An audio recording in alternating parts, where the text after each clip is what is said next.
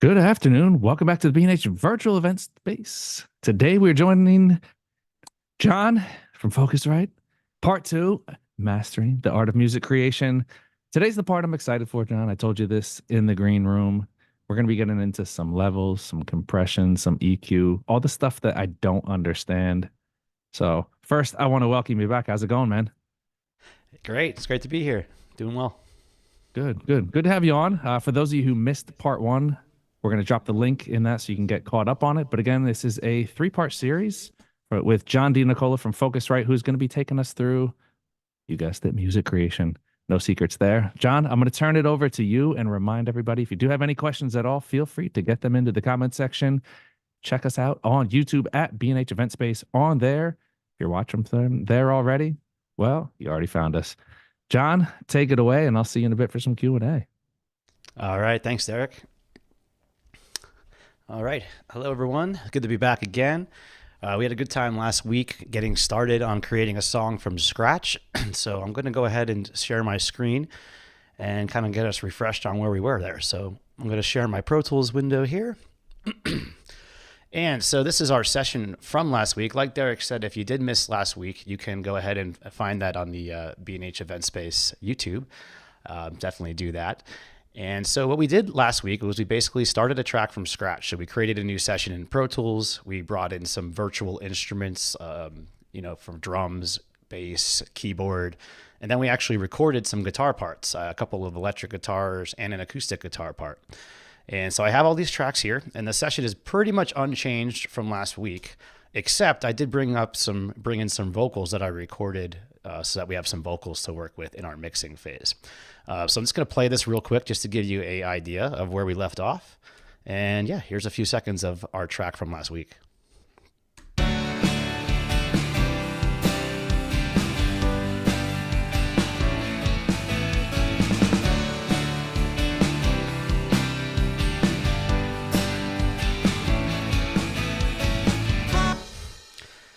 Oh, you heard that vocal pop in there at the end. We'll listen to that in a second. But so yeah, that's basically our intro to the song / chorus. So that's going to be coming in first. And the last thing I want to do before we get into the mix is I want to drag in one more element for this beginning of the song. I want to add in a lead part, and it gives me a chance to talk a little bit about Splice, which we actually include a couple of months of subscription with our Scarlett interfaces. But Splice allows you to basically, it's a big library of sounds. So they have all kinds of instruments, loops, and one-shots.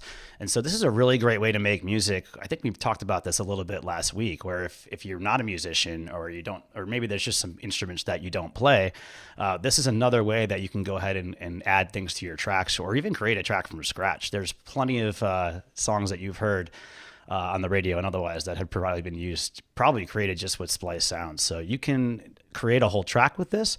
I'm just going to use it to spice up my track a little bit with that synth lead part. So Splice allows you to look for samples by instrument and by key. And so basically I already went and downloaded some things based on the fact that my song is in D major. And so that'll narrow down some of the synth parts here. And the part I want to add is this top one here. So I'll just play that for you. Actually, that may not come through. So I'll just drag it into the session so that you can hear it.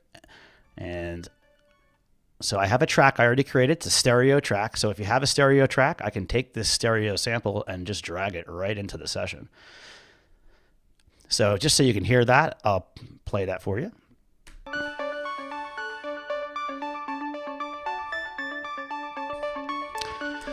So that's sounding pretty good there, but you may be already able to tell that it's not at the right tempo because the loop is at 115 beats per minute and my song is at 132.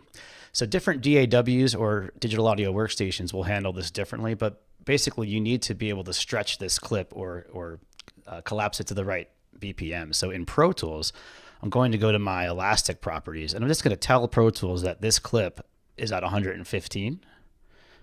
And when I do that, now that it knows it's 115, it can stretch it, or in this case, squish it together to go ahead and make it fit the session. And now you can see that this is exactly 2 bars. So let's go ahead and hear how that sounds in the track.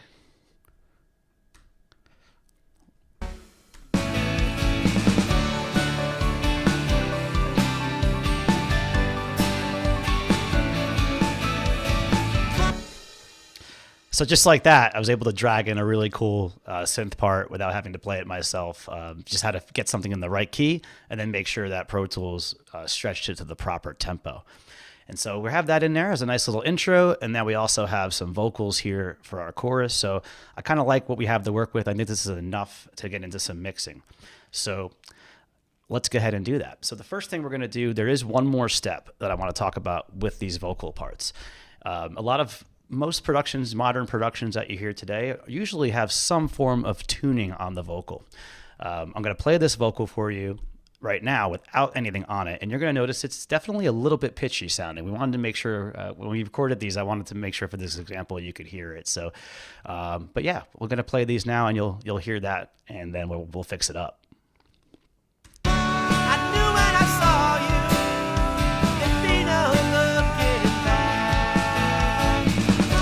So if I solo that, you could probably already hear, but it's definitely a little bit pitchy. Let's play it one more time. I knew when I saw you, there'd be no looking back. So definitely before the mix phase, you would want to tune this vocal, either with Autotune or something like that. So I'm going to use Autotune Access, which is also included in the Hitmaker expansion with the Scarlett interfaces. And I'm going to use that to do a little bit of pitch correction. So I have that inserted here. So I'll just show you the mixer window real quick. My vocal track here, I basically have it inserted on that first slot, AT Access. So I'm going to pull this up, and we'll go back to the edit window here. And of course, it's bypassed right now. All the other plugins are bypassed because we're going to go ahead and build this up as we go. So all I'm doing in Autotune is telling it that I'm in D major. Again, it's always handy to know the key you're working in. And I've set it to medium and humanize things a little bit so it sounds natural. So I'm going to let you hear, let's just listen to the lead part for now. Just check that out. I knew when I saw you, there'd be no looking back. Now, especially on that last note, you can hear how it's a little bit more in tune now. And just to give you an idea on the speed, retune speed here, if I went fast, that's when you'll start to hear those kind of funny auto-tune effects that we hear on a lot of tracks today. So I knew when I saw you. That can be desirable. There'd be no looking back. For certain styles. But in this case, I wanted a more natural sound. So I left this at medium. And then you could do slow depending on the song as well. So I'm going to go ahead and activate that on the background part as well.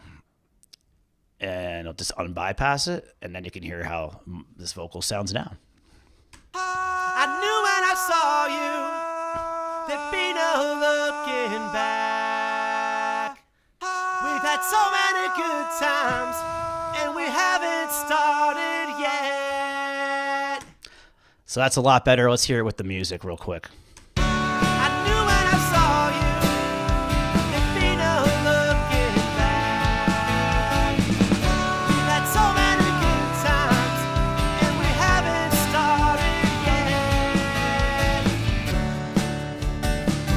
All right, there it is. So now we have a vocal sounding a little bit more polished already out of the gate. And I think now we're ready to go ahead and start mixing the track more properly. So for this section, I'm going to, let's go ahead and we'll highlight this vocal part here so that it loops when I play.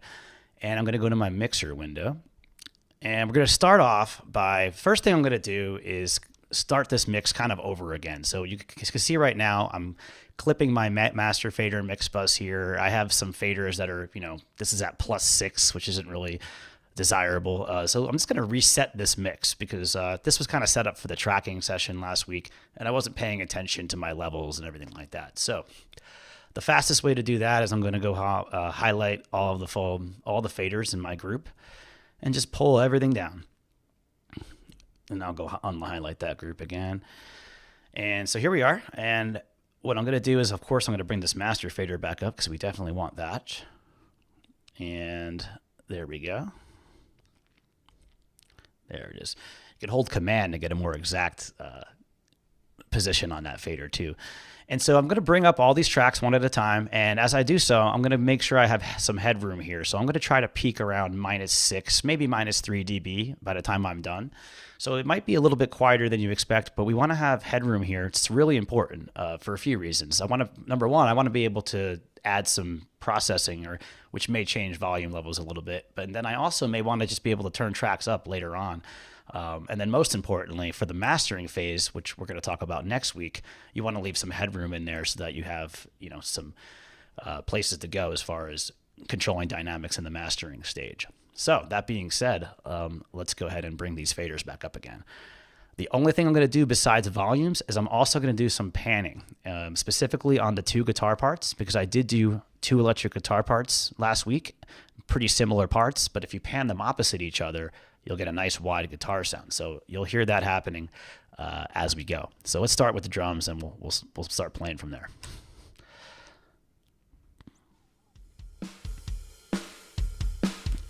Get this Autotune out of our way.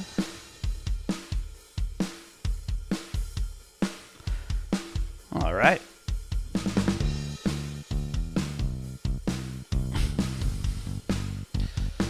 A little bass and guitars. So now I'm going to pan this guitar to the left. And I'm going to bring up this other guitar, which I'm going to pan to the right.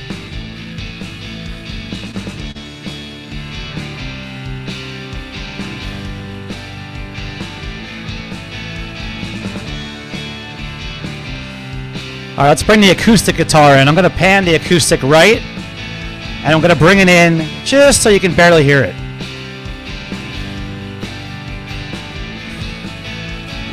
Same thing with the keyboard, but the opposite.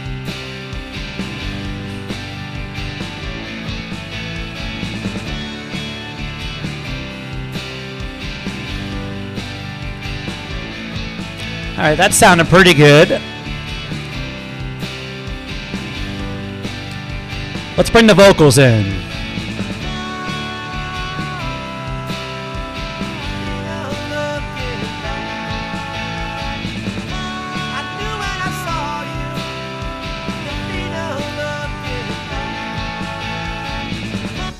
All right, that's a pretty good starting point. The only thing we didn't bring in yet was our synth lead because we weren't on that part. So let's just listen to that real quick and bring that into the mix.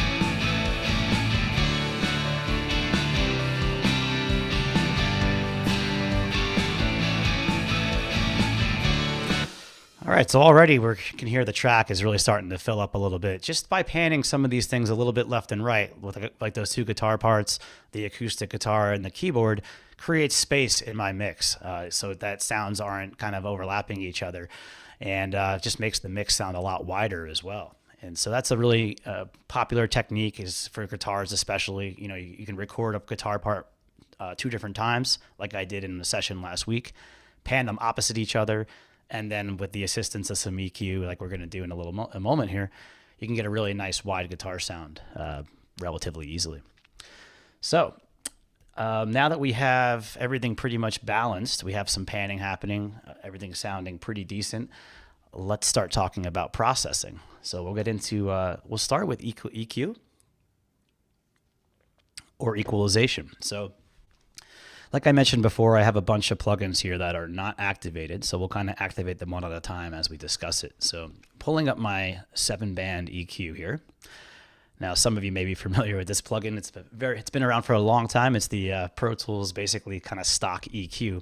I'm using this because I want to be able to show on a parametric equalizer, which is this graph here is just easier to visualize, so you can get some visualization to what we're talking about here. So taking a step back, what is an EQ? Basically, it allows you to boost or cut specific frequencies in an audio, in sounds, in an audio file, or in this case. So, And then this graph is basically representing the frequency spectrum. So starting all the way to the left at 20 hertz, that's going to be, your low end of the spectrum where the bass lives, all that type of stuff. And then, of course, you move towards the mid-range, and that's going to be where most of your content is, your vocals, your guitars. The meat of those sounds are mostly going to be in that mid-range. And then as you get further out towards the right, 10K, 20K, that's going to be your high end, and your air or your sizzle. And so that's a very broad kind of explanation there. So when you're using an EQ, you basically can take an EQ point like you see on these, and you can boost or cut. And that's, of course, going to be the gain control. So you want to pick a frequency, then you have a gain control, and then you also have this Q control here. And that's going to control the width of the cut. And so in general, if you're going to use... basically, you'd want to use an EQ for two main things. You can use it to correct a specific problem, and a lot of times in that case, you may want a more narrow filter. So, for example, you can remove resonant frequencies, which I'm going to show you on the vocal part in a moment here.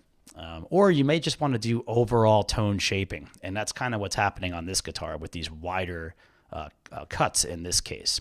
So on this particular track, I actually just used a preset to start off with, the electric guitar subtractive preset, bringing that back to where it was before, because this track was a little bit harsh on its own. So again, the EQ choices that you make are really going to depend on the track you're using and then how you want it to fit in with all the other tracks. So if I'm going to listen to this guitar on its own just for a second, without the EQ on it, let's just give it a quick listen.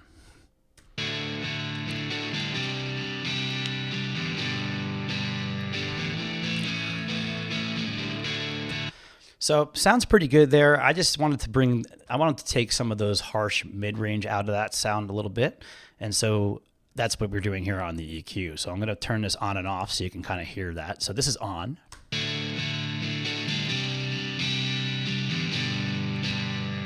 Now this is off. I'll leave it off. And now on. So this cut here at 1K is taking a lot of the mid-range out of the signal, and it's making a really big difference. Hear how that changes, for example, if I boost that instead.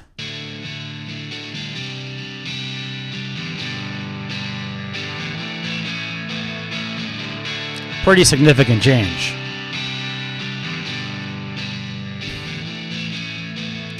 And from right there, I only did basically went from a couple of dB cut to a couple of dB boost. So you can hear, especially with these wider Q points, how much that can affect the sound. But when you're EQing, usually solo really isn't going to be where you want to live for the most part. Of course, it gives you an idea of where to get started maybe, but the most important thing is how the track sounds with the other tracks. And that's where the EQs really can be helpful. So for example, here with the guitars, we have two guitar parts that sound very similar. So I can use the EQ to make them sit nicely together, maybe to have different, to kind of make up for frequencies that maybe there's too many frequencies in the same range on both of those and they're kind of piling up on each other. So maybe on one guitar, I would pull that frequency out a little bit, where I would leave it in on the other one. So you're just so that's what I'm going to do right now. Let's take a listen to the guitars together and how these EQs are working. So I'm just going to solo the guitars up for a moment, and I'll leave the EQs out and we'll put them back in.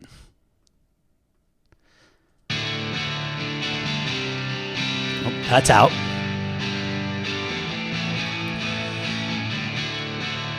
Now I'm going to enable this one on the left side.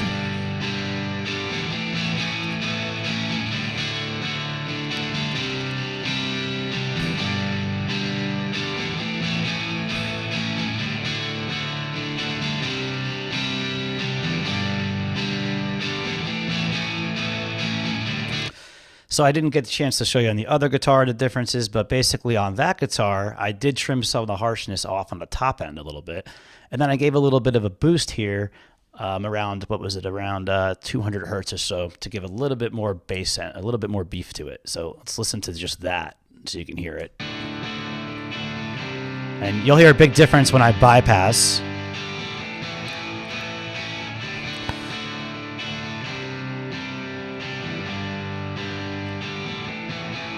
So here on this track, I use this low cut, or I'm sorry, this low pass filter to cut off some of that sizzle on the high end. So there are different types of filters, you know. So you see here, I have the low pass, or the low pass filter, and that's just going to have that slope curve right there. But then but then on my lower middle frequency, I have more of a bell curve here. And so depending on the application, you can use cuts, low pass filter, high pass filter. That's what this is right here. Or you can use these bell curves to get at specific frequencies. So this is how I've carved out the guitars. I'm going to solo these together and then let you hear it in the mix with the EQ.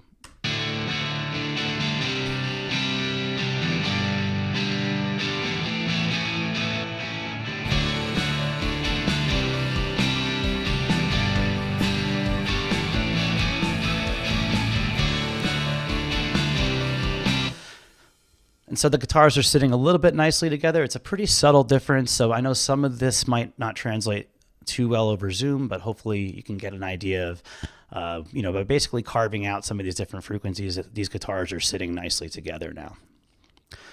So also speaking of that, I have my acoustic guitar as well. That also has an EQ on it. And for this, I just wanted to add a little bit of high end. So I used an acoustic preset that said add sparkle.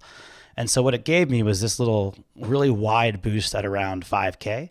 And that's going to give you, of course, like it says, a little bit of sparkle on the guitar. So, and then on the low end, I used a low cut filter or a high pass. And this is basically getting rid of all that information in the low end that isn't really needed for an acoustic, particularly in this mix, because the acoustic is just meant to add a little bit of sparkle. I don't need that low end bassy boominess from the acoustic guitar.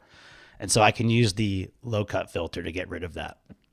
Basically anything under about 100 hertz is mostly going to be your bass guitar, your kick drum, for the most part. So a lot of the other things in your track, you can kind of cut out that low end and leave that room there for for those instruments. So let's hear the acoustic with the EQ. I'll solo it and then you can hear it in the mix. So that's bypassed. And then this just adds a little bit of top end there.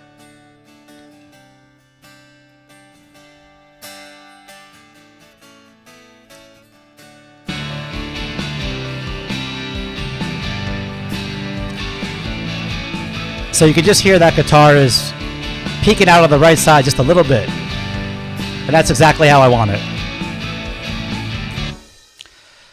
So the last last track we're going to EQ here is the vocals. So I'm going to move into my 7-band on vocal 1 here.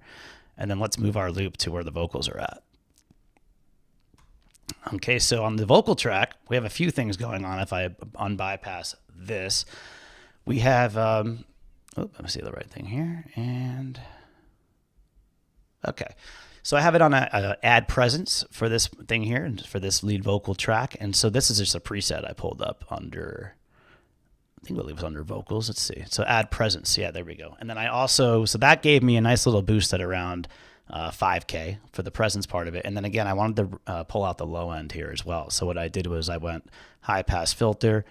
We're going to go ahead and activate that.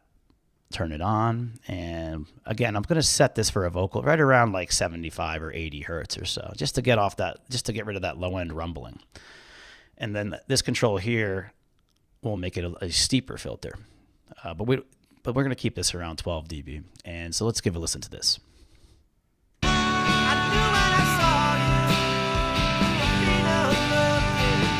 So this boost here is making the vocal pop out a little bit.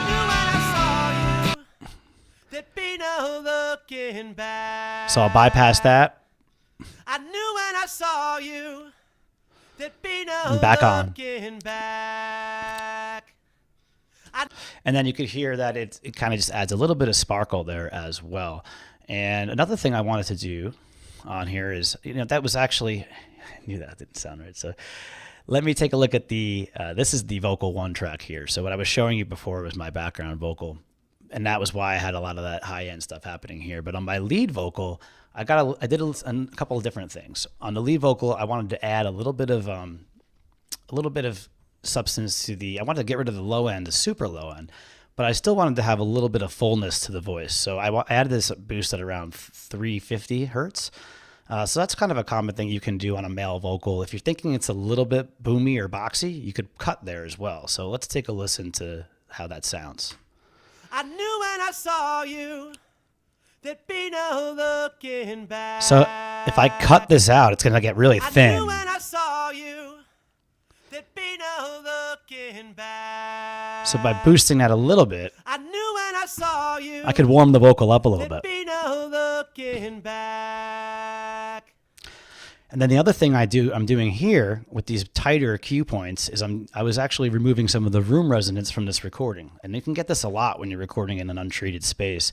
And so one way to kind of find those, and this is a really handy EQ trick in general, is to boost the frequency that you think you might want to cut, or just do a frequency sweep. So let me show you how I kind of came up with these numbers here, or these values. So if I boost this instead here, and I'll turn this other point out. I'm going to make the cue point nice and tight. When you're doing something like this, you want to have a really narrow cue point. And so let's just play this back and hear the resonant frequency here. I knew when I saw you there'd be no looking back. I knew when I saw you there'd be no looking back. I knew when I saw you. So as you sweep across, there'd be no looking back. I knew when I saw you. So there's some resonance right there. No, so then just you find that, just kind of pull it out. I knew when I saw you. There'd be no Same thing here. Back. I knew when I saw you. There'd be no looking back. Yeah, there's one right there, right? I knew when I saw That's you. really harsh, so we'll pull that out. There'd be no looking back. And so you can do that, kind of scanning for different resonant frequencies, and by pulling those out, you'll definitely have a more natural sounding vocal. And yeah, so let's hear that in the mix. I knew when I saw you. There'd be no looking back. I knew when I saw you. There'd be no looking back. So if I solo that really quickly, just so you can hear. I knew when I saw you. That's with it on. This is with it off. I knew when I saw you. There'd be no On. looking back. Kind of warms up a little bit. I knew when I saw you. There'd be no looking back. And then on the harmony vocal, the ahs that I have playing, this was what I had on before, and I was got a little bit confused. But on that background part, I basically just pulled out a lot of the low end, and we can even make this a little bit more. Let's bring this up around like 120. And then I added the presence boost at 5K because we just want that top end to really shine through. And so now we can hear this all together. I knew when I saw you. There'd be no looking back. I knew when I saw you. I'll turn the EQs off. No looking back. I knew when I saw you. There'd be no looking back. And back on. I knew when I saw you. There'd be no looking back. So that's pretty subtle there, but you can. I definitely noticed it on the background vocal when I added that EQ back in there. But yeah, so I mean that's one of the ways that you can use EQs to shape your sounds and kind of get your tracks to sit nicer together in the mix. And so the other thing that is going to be crucial to this is compression. And so while EQ allows you to adjust the level of specific frequencies, what compression allows you to do is control the dynamic range of the audio source. So specifically talking in the context of a lead vocal, a lead vocal is very dynamic, especially in music or even a spoken word. And so what the compressor is going to do is it's going to take the difference between the quieter parts and the louder parts and kind of squish those together a little bit so that the vocal can have a consistent level throughout the mix. And that applies to anything else in the mix as well. So in this mix, I'm using a compressor on the synth bass to keep the bass volume going. We may want to use it on that synth part as well, but let's check it out in context of the vocal first. So I pulled up the Focusrite Red compressor, which is included in our Hitmaker expansion as well with Scarlett interfaces. And So we'll talk about the controls here for a minute. So we have the input volume, which we can generally leave as is, at least for this application. We have the threshold, and this is going to basically tell the compressor when to activate. So at what level, as the signal's getting louder, at what level does the compressor come on and start to take that, lower that signal basically. And then you have the ratio, which affects how much it lowers it by. So when you see a 3-to-1 ratio, that means for every 1 dB over the threshold, it's going to bring the level down 3 dB, and so on. So the higher you set that, the more, basically the more compression you're going to have. And then you also have the ability to change your attack and release speeds, and that's going to affect how fast or slow the compressor, starts to work or stops to work. And so again, basically how you set these 4 controls are going to be your, that's mainly the bread and butter of any compressor. And so to help you out with that, of course you want to use your ears, but you can also take a look at your gain reduction meter, and that's going to always show you, how much work the compressor is doing, how much it's actually reducing the level. And then finally, at the end of the circuit, you have a makeup gain, because you're going to be lowering the overall level by compressing the top of the peaks down. But because there's less of a difference between your peaks and the rest of your audio now, you can use makeup gain to make the track louder. So let's see how this all kind of works in practice. So let's going to solo this out again for a minute. And I'm going to start with it off. I knew when I saw you there'd be no looking back. I just turned it on. Let's hear that again. I knew when I saw you there'd be no looking back. I knew when I saw you. So you can see that I got about almost minus 10 dB of gain reduction. Now that's a pretty decent amount. And sometimes that could be too much to be doing on one compressor. Like this is a pretty transparent compressor, so I feel like I'm getting away with it here. But just to give you an idea, let's hear what it sounds like if it's way too much, way too overcompressed. So I'm going to increase the ratio and lower my threshold. I knew when I saw you. And you can hear that starts to sound a little bit. There's just no life to it, no dynamics. And you can kind of hear that it's pumping a little bit, and so that's what you want to avoid that. And that's the sweet spot that you have to find when using compression. You want to be able to have it do what it needs to do, but also, be transparent a lot of times. And so let's give that a listen, and we'll hear it in the context of the mix.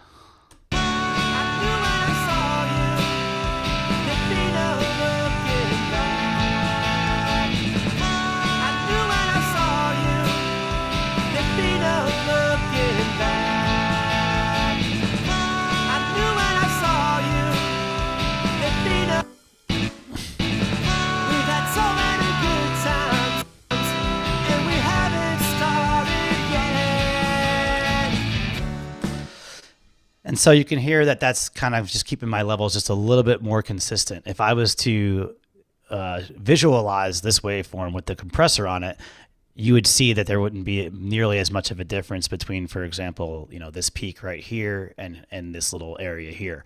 So the compressor kind of levels that out for you. And so I've used compressors on the vocals, the background vocal as well. We had a similar compressor on, so let's just hear with the background vocals. I'll give you one listen to that with now having compression as well. And hopefully our track is starting to get a little more glued together. Oh. I knew when I saw you there'd be no looking back. We've had so many good times and we haven't started yet. All right, so you can hear that now that we've turned those on, the vocal levels are a little more consistent there. It sounds a little bit more polished, a little more professional. And there you go. So compression is on the vocals, and I also have it on the bass guitar as well. So I'll turn it on. Let's turn on the bass guitar compression. I knew when I saw you there'd be no looking back. We've had so many good times and we haven't started yet. All right, cool. So that, again, with the bass guitar, very common to use a good amount of compression on the bass guitar, again, just to keep those levels of each individual note just to keep them at the same, closer to the same volume, basically. And so that's all I'm going to do right now as far as EQ and compression goes.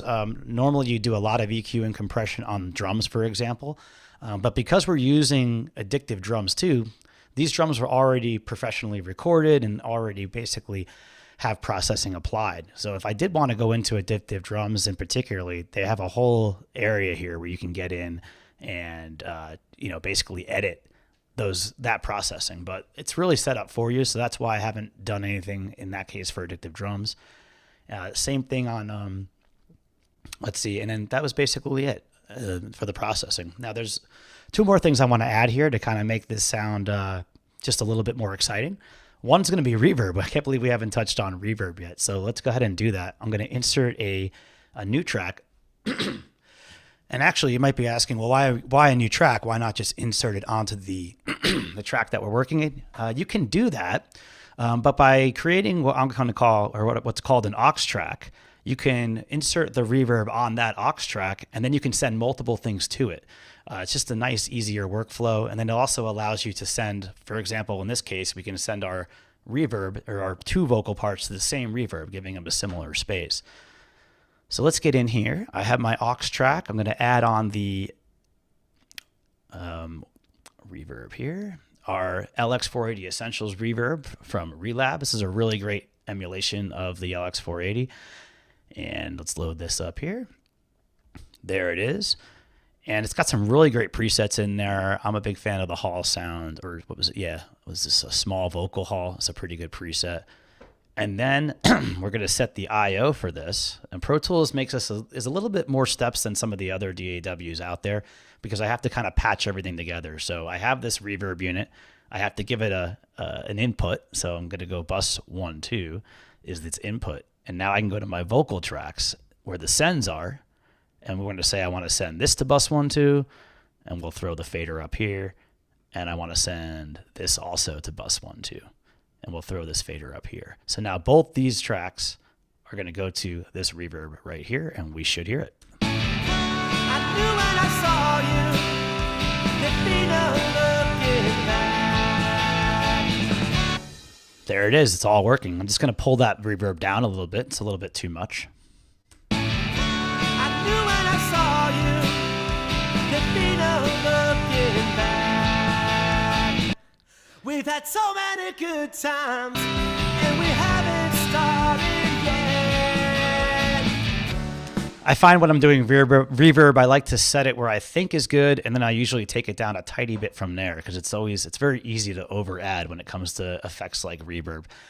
And but yeah, I think this is a pretty good mix here as far as the reverb goes.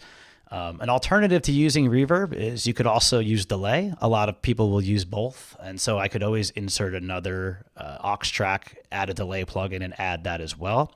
That's an option that you have. It's really just a preference of what you prefer or the style of music that you're doing. And for this case, we're just going to go with the reverb plugin. And so we're going to give this one more listen before we move on, just to the part with the vocals. I saw you, there'd be no looking back. We've had so many good times, and we haven't Be a little more. started yet.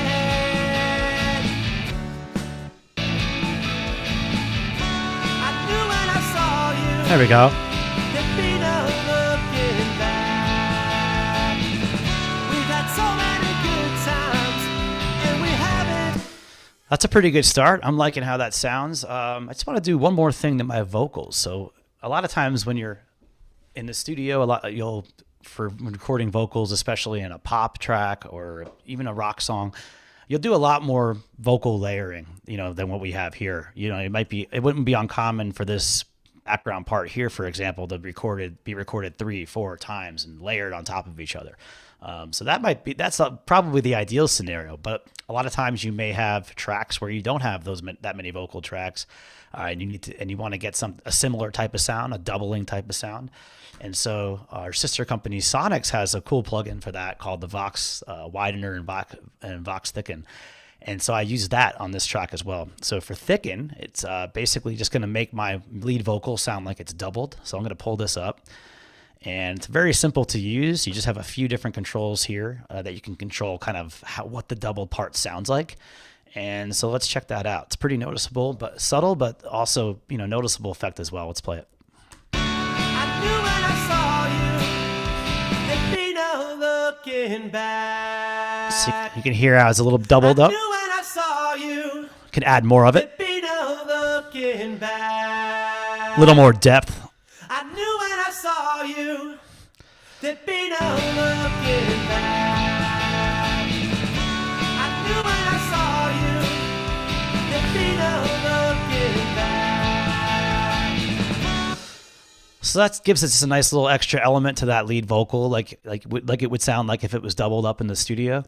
And then we also have the widener, Vox widener plugin, which I'm going to use on these ahs, and this is really cool. So what I've done with this is I've used when you go into the, where is it here? The Vox widen, I used a mono to stereo plugin. So just like on the guitar amps from last week, it's a mono track. It's just my voice, but the plugin is going to make it stereo. And so that's what this widener is going to do. Just like if I had recorded a couple vocals and panned them opposite each other. So let's check out how this sounds. This will be super noticeable. So there it is, on and off, off and on. I knew when I saw you, there'd be no looking back. I knew when I saw you, All right. there'd be no looking back. Now I'm just going to balance this a little bit. I knew when I saw you, there'd be no looking back. We've had so many good times, and we haven't started yet. Pretty cool. Start from the beginning here. I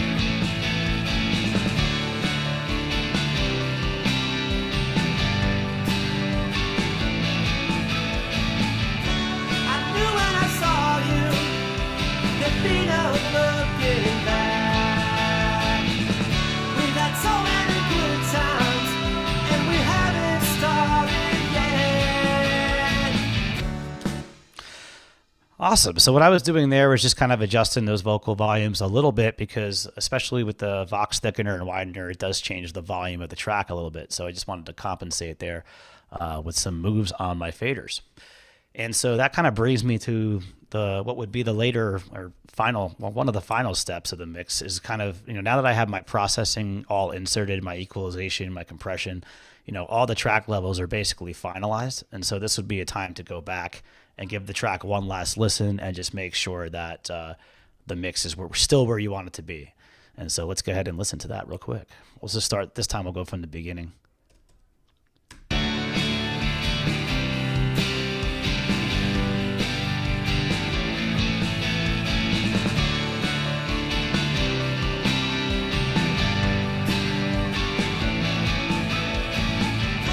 I knew when I saw you, there'd be no looking back. We've had so many good times, and we haven't started yet. And there it is. Now I have this part also as well that we kind of left open as a potential verse, or if we wanted to continue on with the track, of course we can go from there. But yeah, I think this part in the beginning is pretty much has a pretty good mix going on. So we have things panned, we're EQ'd, we have compression going. Everything sounds pretty good. And then if you look back at this master fader one more time as I play this, you'll see that we're kind of right where we should be, maybe peaking a little hotter than I'd like. But I think we're in pretty good shape here.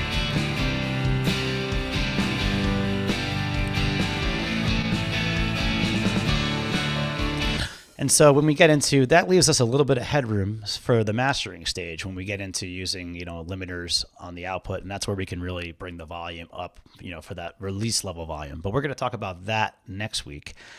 So this week, we're basically kind of to the ending point. The last thing I'd like to mention as far as mixing tricks goes is automation. So, you know, it's really difficult to do a proper mix without automation. I haven't used any yet, but just to say, like, so of course I can adjust my volumes here, but a lot of times you might want to adjust volume throughout the track. So for example, maybe even right here where we went to this verse, you know, these guitars, electric guitars, drop out, and my acoustic's kind of sitting here by itself with the keys. So maybe I want to bring that up a little bit. So in Pro Tools, every DAW is going to have an automation view, but Pro Tools has one here under volume. And so I can literally just click here, click again, and just drag this up a few dB. And then the volume will go up at that point to kind of make up for those other guitars. Let's check that out.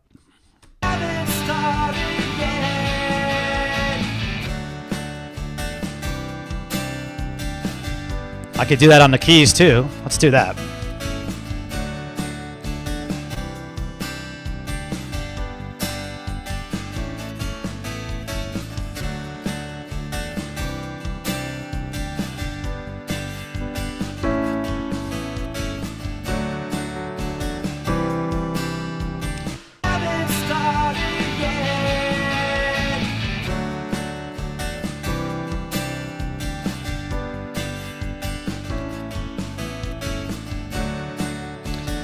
And so you could see how you can use automation, and a lot of times you can, you would do that throughout the track.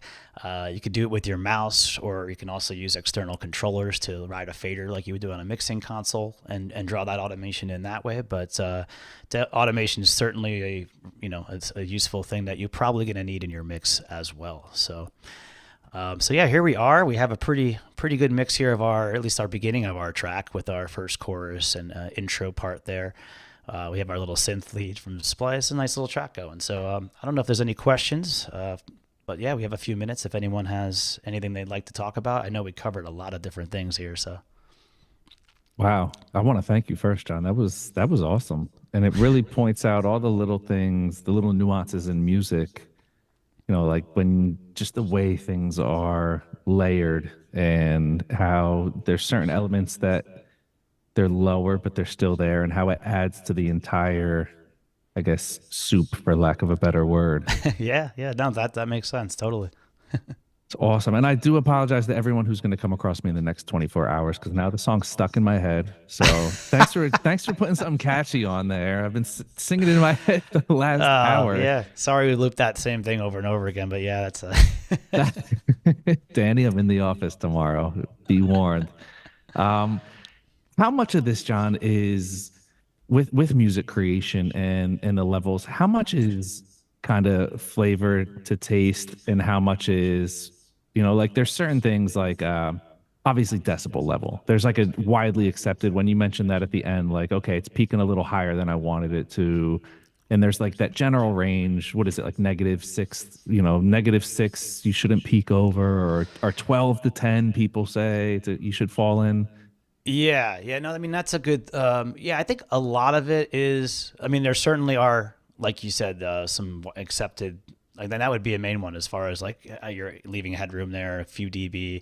Another one is like when you're recording, when you're tracking, a lot of times there's certain levels people like to track at, and digitally, but a lot of the choices we're making in the mix is kind of to taste. I think the key to it is really learning, how these things work, so that how to get from the sound that you're hearing in your head and like how to actually get it, So I think, it's like a lot of it is to taste, but you certainly need to learn a lot in order to execute on that taste, if that makes sense. To get to that point. Yeah, where you're doing it like kind of intentionally, rather than just, like I clicked this a little too far, and now I like that, how that sounds. Yeah, I mean, there's really good engineers with they can listen to a a lot of them will know immediately. They'll just be like, oh yeah, 300 hertz is really bothering me there, So that's ideally the point you'd like to get to, but it takes a lot of practice to get there for sure. Well, I'll even say, like, I was following you along, listening and watching. And there were some points where you're like, all right, and you hear that, and I'm like, wait, I didn't hear. What was I listening for? So I guess some of it even is just the layperson who's not used to or doesn't know what to listen for in the change. I guess you have a more skilled ear There's definitely something to that. Yeah, it's definitely training your ear to hear those subtle differences is huge, especially when you're doing EQ and compression, because you're right. A lot of times it is really subtle what's being done, and but like you said, all those little changes add up. So I mean, like a really easy example would be like using those low cuts, cutting out those really low frequencies on all the other tracks that I don't need them.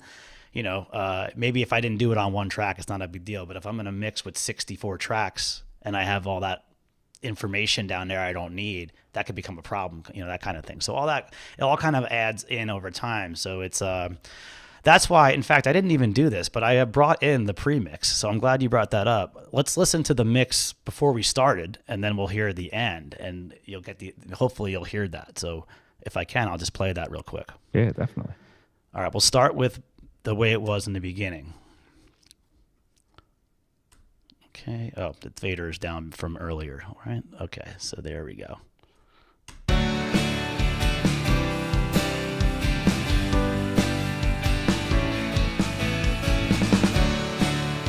We didn't have our synth part.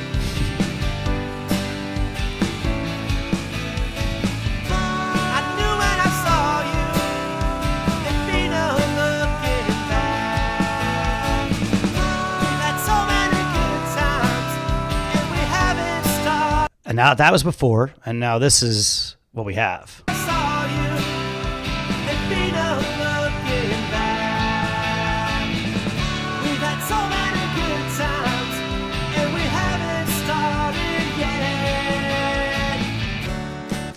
So I hope that translated over Zoom, or were you able to hear the differences there? Oh yeah, definitely.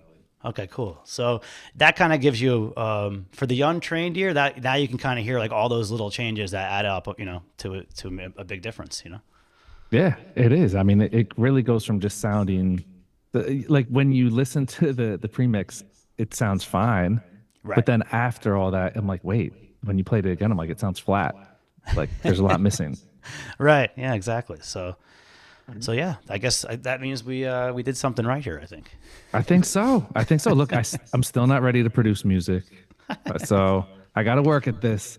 But no, this was a great help, John. And you know what? I want to thank you because you're making it very easy. I'm actually following along, and it is for someone who knows nothing. I love music, but I know nothing about anything you're doing. So it's kind of cool for me to use that as like a gauge to see how easy is this to just really pick up and just start playing with things. I think there's some things that you're doing that you can hear it audibly. It's like any program of any style where you just take a slider or a knob and play with it, and you turn it really far to see what it does and then dial it back.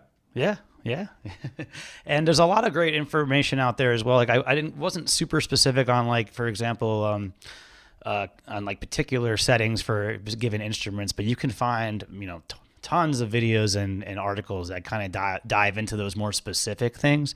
But yeah, I mean, it's also good to just use your ears and kind of get in there and experiment. Definitely. Well, that's where I don't trust myself. I think I've blown them out. Pantera as a child was not good. Yeah. All right. Well, John, huge thank you. Next week we are getting into mastering. So I always thought mixing and mastering was like one and the same, but as I'm seeing, don't tell any mastering engineers that. Yeah, right. I'm going to be doing a disservice to the entire audio engineering industry. So huge thank you to John and Focusrite for putting together this series. Next week, we're going to tie things up. So part 3 is next week. If you haven't watched part 1, we dropped the link for you guys to catch up there. And if you head over to the event space page, you can get the details on next week. So John, huge thank you to you once again, the entire Focusrite team. We'll see you next week. All right. Sounds good. Thank you. Can't wait. Thank you.